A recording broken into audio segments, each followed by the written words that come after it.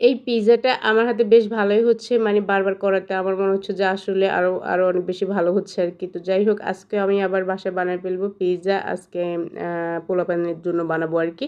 So hello আসসালামু আলাইকুম। This is আখি। Welcome back to my new blog. তো চলো ব্লগটি শুরু করি। এখানে ফার্স্টে আমি পিজ্জা বানানোর জন্য চিকেন নিয়ে নিলাম। চিকেনটাকে কেটে ধুয়ে ক্লিন করে আমি এখানে একটু মরিচের গুঁড়ো, তারপরে সয়া সস, একটু গরম মসলা, লবণ সবকিছু দিয়ে আমি চিকেনটাকে ম্যারিনেট করে নিচ্ছি আরকি। এখানে আমি একটুখানি চাট মসলা দিয়েছিলাম। পিজ্জা তৈরি করার সময় আমি চিকেনে একটুখানি চাট মসলা ইউজ করি। এটা দিলে চিকেনের টেস্টটা বেশ ভালো আসে। তো চিকেনটাকে আমি এখন ম্যারিনেট করে তারপরে পাশে এখানে আমি ইস্টটা তৈরি করে নিব আরকি। ইস্টটাকে অ্যাক্টিভ করে নিব ফার্স্টে। ইস্টটাকে অ্যাক্টিভ করে নিলে এই ইস্টটা দিয়ে যদি ডোটা করা হয় তাহলে পিজ্জার ডোটা আসলে পারফেক্ট হয় আরকি। তো ফার্স্টে আমি একটা বাটিতে খানিকটা ইস্ট ঢেলে দিয়েছি। দেন আমি এখানে কুসুম গরম পানি দিয়েছিলাম।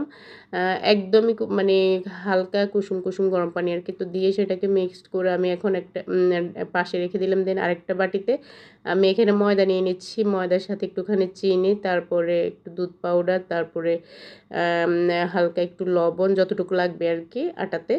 তো ততটুকু নিলাম। নিয়ে আমি এখন শুকনা উপকরণগুলো ভালো করে মিক্সড করে নিচ্ছি। নিয়ে আমি এখন এই তো দেখো ইস্টটা কিন্তু প্রায় অ্যাক্টিভ হয়ে গিয়েছে। এখন আমি এটার ভিতরে মিশ্রণটা দিয়ে দিলাম। দিয়ে আমি এখন একটা ডো তৈরি করে নিব আরকি। পিজ্জা তৈরির জন্য যে ডোটা তৈরি করব সেটাই তৈরি করে নিব। দেন দেখো এটা মাখাতে গেলে আঠাটা হাতে লেগে আসে। তো আমি কি করি তেলটাকে হাতের মধ্যে একটু করে দিয়ে আমি একবারে তেলটা দিয়ে দিই না। একটু করে দিয়ে ময়ানটা মেখে নেই আরকি।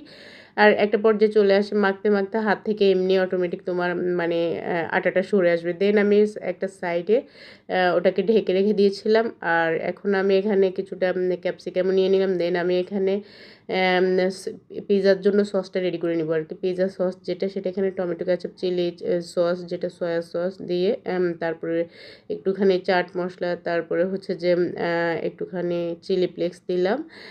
দিয়ে তারপরে এখানে একটুখানি লবণও দিব। তারপরে একটুখানি ঝালমরিচের গুঁড়োও দিব। যে পরিমাণ ঝাল খাবে আরকি সে পরিমাণ দেবে। দেন আমি এখানে একটুখানি গোলমরিচের গুঁড়ো দিয়েছি। তারপরে এখানে একটু মিক্সড হার্বও দিয়েছি। আমার কাছে স্মেলটা বেশ ভালো লাগে, যার কারণে আমি পিজ্জা সস তৈরি করার সময় একটুখানি দেই। তো যতটুকু লাগবে পরিমাণ মতো দিয়েছি। দিয়ে আমি এখন এটাকে ভালো করে মিক্সড করে নেব। মিক্সড করে নিলেই কিন্তু পিজ্জা সসটা বাসায় রেডি।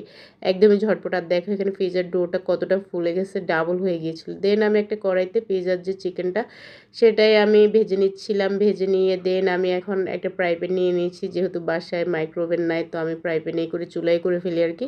তো ফ্রাই প্যানের মধ্যে একটু তেল ব্রাশ করে নিলাম ফার্স্টে। তারপর আটাটাকে হাত দিয়ে চেপে মানে রুটির শেপে নিয়ে আসলাম। দেন আমি এখানে একটা কাঁটা চামচের সাহায্যে এটাকে একটু ফুটো করে নিয়েছি।